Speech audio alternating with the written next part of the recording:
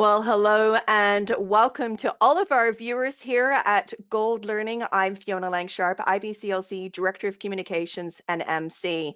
Well, welcome to all of you joining us here today. We are very excited. We are going to be celebrating the International Day of the Midwife on May 5th, and we have Sally Pezaro with us here, and she's going to be talking about hypermobile Ehlers-Danlos syndrome. I know, Sally, that every time I say it, it always trips me up, but it's great to have you here. I'm so excited that you're back with us here at Gold Midwifery talking about this topic and, really sort of getting it highlighted again. I think that when we were talking about having it on the International Day of the Midwife, we thought, well, we can really, give it more of a voice. And I know that this is something that's very close to your heart.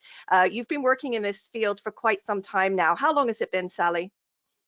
Well, it's at least been about 2 or 3 years when we kind of found that there was this need to conduct this research. Really, there was people out there who needed to learn more, who were finding themselves in difficult situations where they didn't know what to do. They didn't know how this condition and the hypermobility itself was going to affect their pregnancy, and then Right. especially healthcare professionals didn't really have much evidence to go by on how to best care for this group. So I think it must be at least 3 years since we identified the need to do something. And then thanks to the people co-creating with us, people talking to us, getting involved, we've been able to take forward ideas and create some educational tools and research that might help people to do better in future, really. Absolutely. So let's wind back a couple of years when this all sort of broke in the sense for you. We were talking off camera really about the fact that there hasn't really been evidence, research, diagnosis is very, very challenging. But yet, when you started jumping into it, you started to notice that there were, plenty of people that struggled with this. So tell us a little bit about that and sort of what triggered those events a couple of years ago. Well, basically, I work in a university, Coventry University in the UK, and we had some academic discussions just among multidisciplinary teams. And Dr. Gemma Pierce is one of my peers and a colleague and friend, and she has hypermobile Ehlers-Danlos syndrome. And she said to me, "Sally, you're a midwife. What happens when someone has a baby with this condition? What do you do? How does it affect the pregnancy?" And I just didn't Yeah. know. I just hadn't heard of it before at all at that point. Hmm. And she said, "Well, these are the things that might happen in my body generally, and this is how it affects me." And I said, "Well, if you were pregnant, I'm sure X, Y, and Z might happen, and you may have these problems." But of course, everyone. Then we found out that everyone was different, experiencing it differently. So there Mm. wasn't just one size fits all in terms of what we could do. It was more about listening to the individual's situation and Hmm. thinking about how connective tissue might be affected in some way. And so the first thing we did then was look at what was out there and try to piece together what was missing.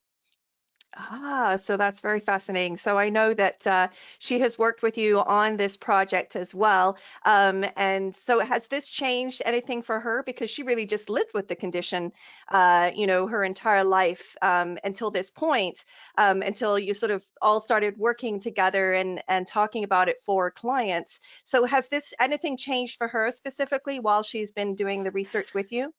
I think for all of us involved in the project, just being able to know more and learn more about this has improved all of our practices in terms of our personal lives, our professional lives, and also the most important thing for us is that our research and our work has an impact. Mm, So for us, it's been really important to include everybody on our journey and everybody who has been using our tools or using our research in specific ways to help whoever or do whatever comes back to us and tells us about those impact stories, so we can make sure that what we're doing is impactful and is having a positive influence on not just our lives but everybody else's lives that this affects. And also with their feedback, we can look at the next step in the journey. What do we need to look at next? What's still missing? What's the next question? right. And that's been invaluable to us, really. Yeah, absolutely. So let's talk a little bit about the syndrome as well, because I know when it was first introduced to me, I had never heard of it before. But I remember the day that I posted it onto my Facebook to actually get people to follow you about it, because I knew that you had all this great research. Is it considered to be a rare syndrome? Do we know the population counts on this? Do people have it and not know they have it? Tell me a little bit about that. Well, the first thing to understand is that hypermobility spectrum disorders and hypermobile Ehlers-Danlos syndrome are incredibly similar. And actually the care of someone with one disorder or the other, the both conditions require the same treatment. So when I talk about both conditions, I'm kind of meaning the same thing. Not that they are the same conditions, but that the research applies in the same way, if that makes sense. Gotcha. So Yeah. that's the first thing. And Ehlers-Danlos syndrome has historically been thought of as rare, but there's 14 subtypes now of Ehlers-Danlos syndrome, Wow. and some of them are exceptionally rare, really, really exceptionally rare. But hypermobile Ehlers-Danlos syndrome, which is the one I'll be talking about, is the Mhm. most common, thought to be the most Mhm. common. And Right. you're right, I do think it's massively underdiagnosed. Obviously, we'll never know what we don't know, but I do think it's really underdiagnosed, and especially people who get diagnosed. Their stories are that it just takes too long and it's too complicated. And in the Mhm. meantime, they're experiencing personal challenges, physical, mental challenges that just should be avoidable with more research.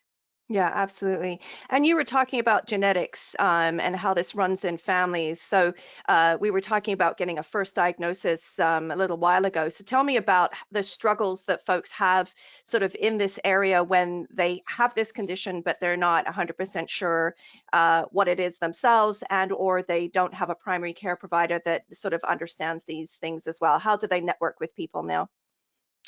Well, I think part of the problem is that the reason it takes so long to get someone a diagnosis is that health professionals themselves don't really understand the condition, and there aren't enough experts or specialists, if you like, Right. that can diagnose. So often people will go to their GP, and their GP might not have heard of it or doesn't know how to diagnose it. And then you've got the problem that diagnosis is quite difficult because there isn't necessarily a magic test you can take. It's Hmm. about clinical presentation, family histories, and the whole picture. Sure. So if you're the first person in your family trying to get a diagnosis, that can be quite challenging in a world where healthcare professionals don't have the evidence base necessarily in the first place. That's a Hmm. real challenge. And we have to remember that not everybody who's hypermobile will definitely have this either. So there's differences there to think about. Ooh, intriguing. I was like, Complex, oh, this is complex. going down a whole nother research path again. Okay, more questions for you. Tell me about what's happening on the international scene. Are we seeing any collaborative research happening? Are you talking to international midwives, physicians, researchers who are working in this area as well? Well, we do like to share our work. We're sharing it with Gold Learning, which is amazing because it's a real international platform for us. Yeah. That means we can reach everybody on an international scale that needs to learn about this. And so we're hoping that in that sense we'll be able to connect to other researchers in other countries. But we also have a growing online network that follow us via our Twitter accounts, etc. That as they follow us, they share research papers with us. We share research papers with them, and as we develop new questions, it might be that things aren't necessarily the same on every single in every single healthcare system, for example. Hmm. But there are some lessons that can be shared and applied all over. Yeah. Well, it sounds, I mean, I know there's the people that do suffer, but this is somewhat exciting when you can, fulfill some research, start to collaborate, see what's happening around the world. And I know that just by doing this where you are, you've opened up this huge network. And it is to me so interesting that it's almost like it's gotten missed in some respects. But having new research is just obviously very exciting, and it's changing. Let's switch gears. Let's talk about what you've been doing most recently, because this is very exciting. And so there's some new things that are going to be coming up very soon. Tell us about what you've been developing. Okay, well, like I say, we want things that we develop to be impactual, have impact, and also Hmm. be evidence based. So part of our first part of our journey was really to look at the evidence that was already there, generate some more so that we Hmm. know more about and answer more questions, then Hmm. use that evidence and use the expertise within our team and within the wider team to co-create educational tools that can help both people birthing with Ehlers-Danlos syndrome and healthcare providers to make decisions together about what's the best thing to do, and also Hmm. some educational tools to educate the public, the healthcare providers, and people with Ehlers-Danlos syndrome about this condition and what it might mean for them. And then, like I say, if we can educate people, hopefully a change will happen, impact will occur. They come back to us and say, this is working, this is not working, or what we need to look at next. And that's kind of where we're at now, and that's what I'm going to be talking about in my presentation. That's very exciting. Now, where's the best place that people can sort of follow along with this and find out the new discoveries and the new research that you're putting together?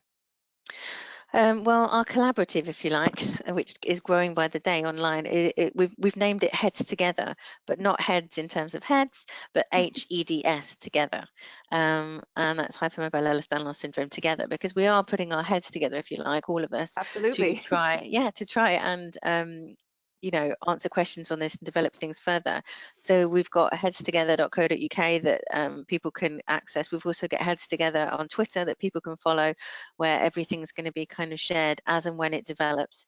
And also all of the research team can be followed on Twitter, and we share things all the time on there just to keep connected. And then that's how we hope to grow this kind of collaborative so that we can move this work going forward together.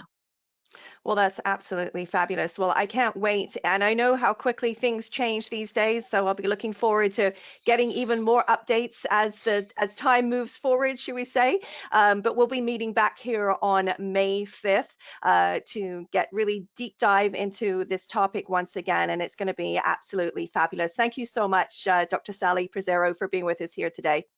Thank you for having me. So don't forget, folks, you can go to our goldlearning.com website to register for this free event. That's right, this is free and open access to all of you. That's what we do here. We love to celebrate, and we'll be celebrating the International Day of the Midwife. So it's going to be a fantastic day there on May 5th. Well, thank you again to all of our viewers. You can leave comments below right now for Sally and our team here. Let us know if you have any questions or you want to know more about this condition, and we'll look forward to receiving those and being part of that community as well. Thanks again, everyone. We'll talk to you all again soon. Bye bye for now.